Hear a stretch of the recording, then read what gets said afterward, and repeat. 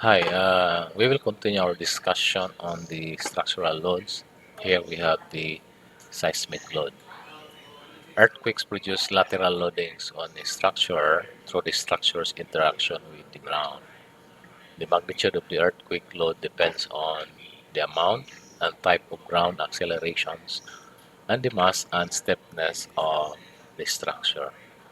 As you can see, we can consider a simple structural member of the building as shown on the right, where the block is lump mass of the roof and the column has a total stiffness representing all the building columns. So if you have a multi-story building, you can have two, three, or four lump mass of your building, and you can still assume this idealized structural model.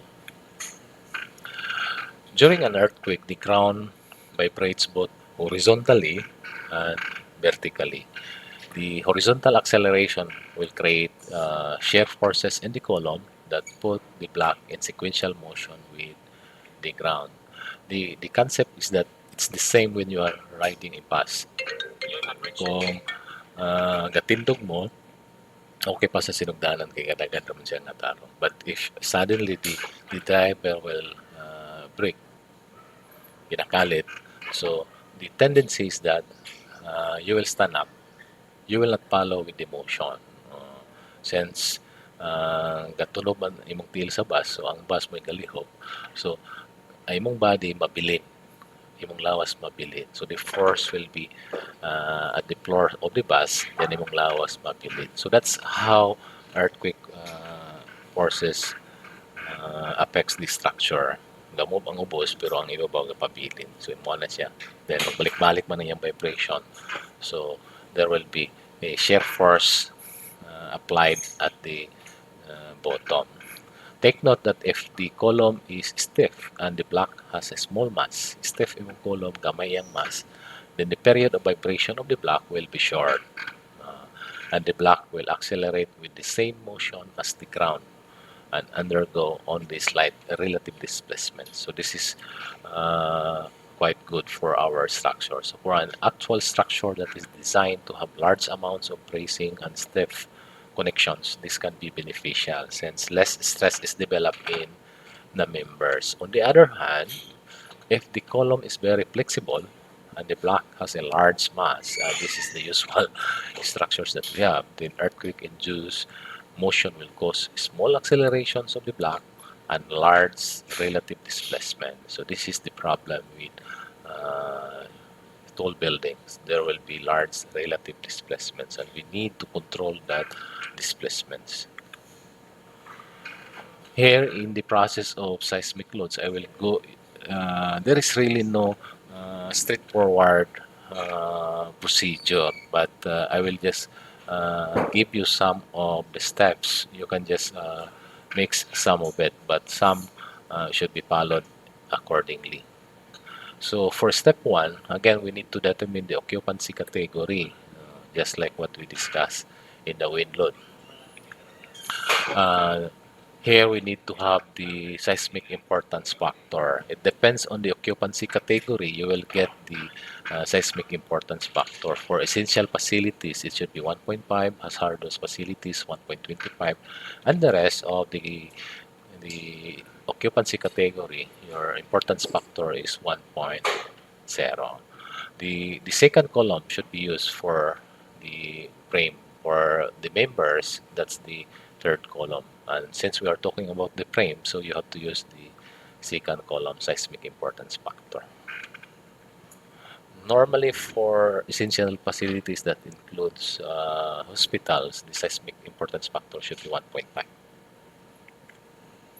Aside from that, we have the seismic zone factor. The Philippines is actually divided only into two. But in the US, we have Zone 1, Zone 2, Zone 3, and Zone 4.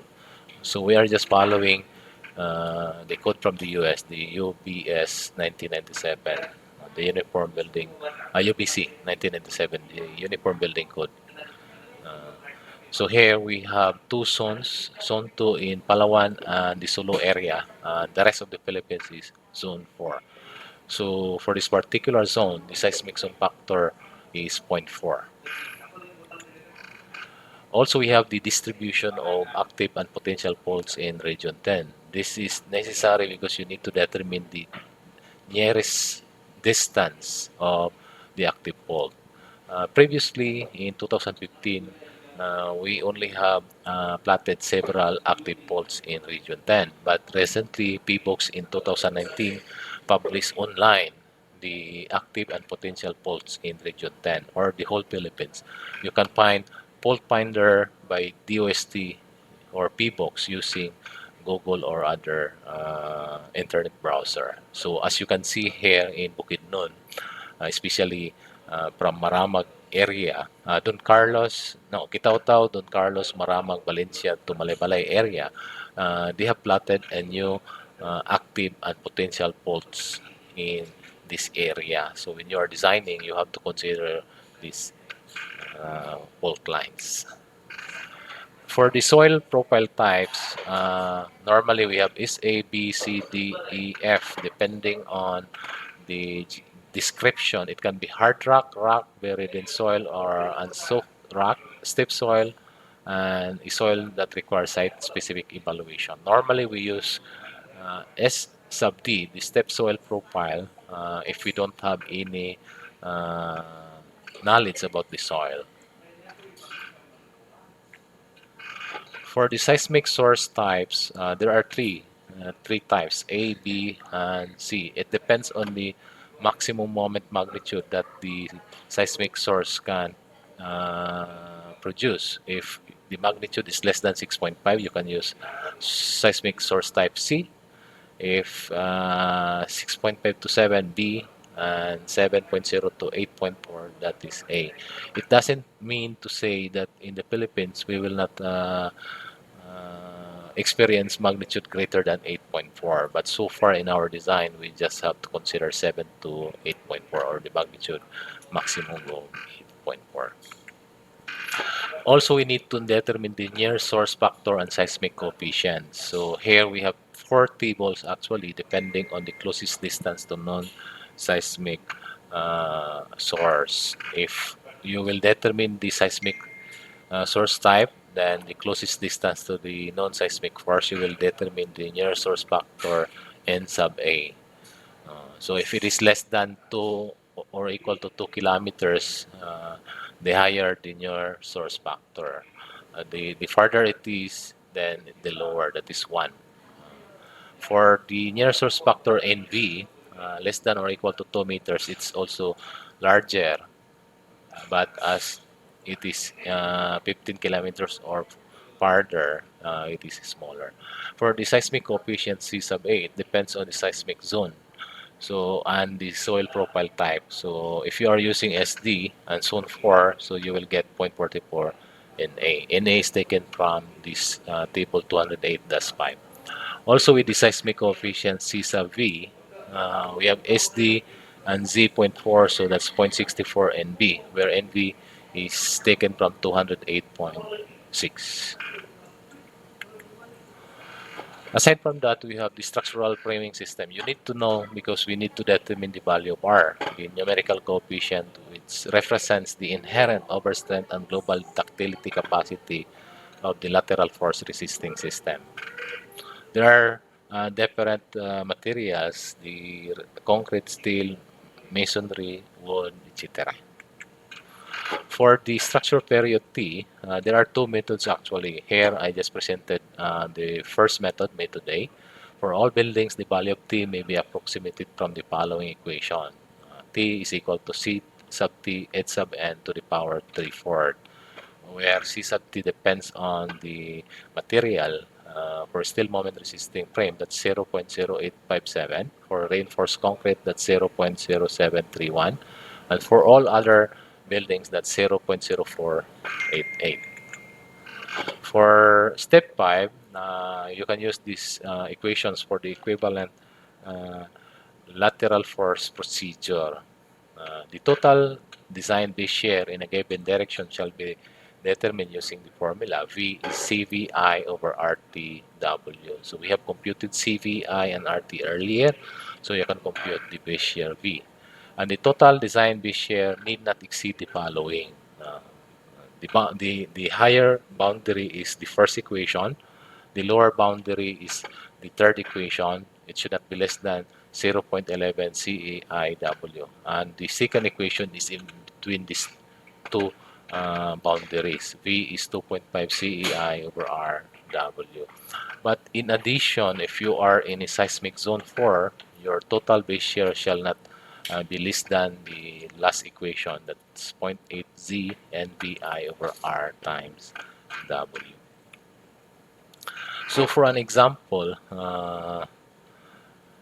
we have a 5-meter high warehouse building. It's located in the Baguntaas, Valencia City. Note that the soil properties are not known in sufficient detail. So to determine the soil profile type, so you can use SD. Determine the total design base shear of the building using NSCP 2015 specification. I used the fault finder P-box online, and I just assume a location in within the upper Baguntaas area, and I found the nearest active fault that's around 3.0 kilometer, the Sawaga River fault. So you can use this distance in determining the seismic coefficients.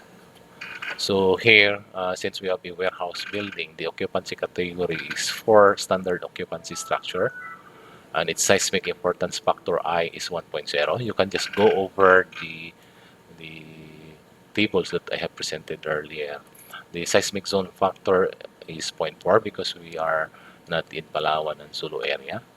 The closest distance to non-seismic source is 3 kilometers. That's what I presented earlier.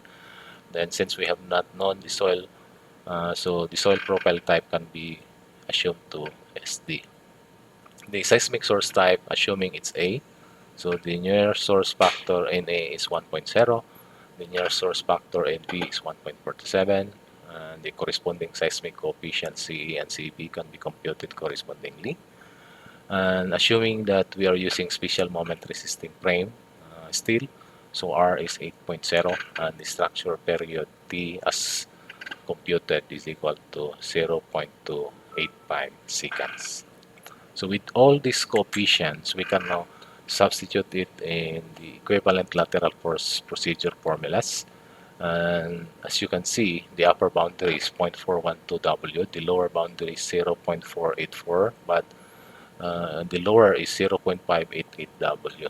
So the second equation will suffice 0.1375 W. So therefore, we have to use or compute the total design base shear accordingly to 0.1375 of the total weight of the building. In this particular case, since we are working with the warehouse, the roof dead load.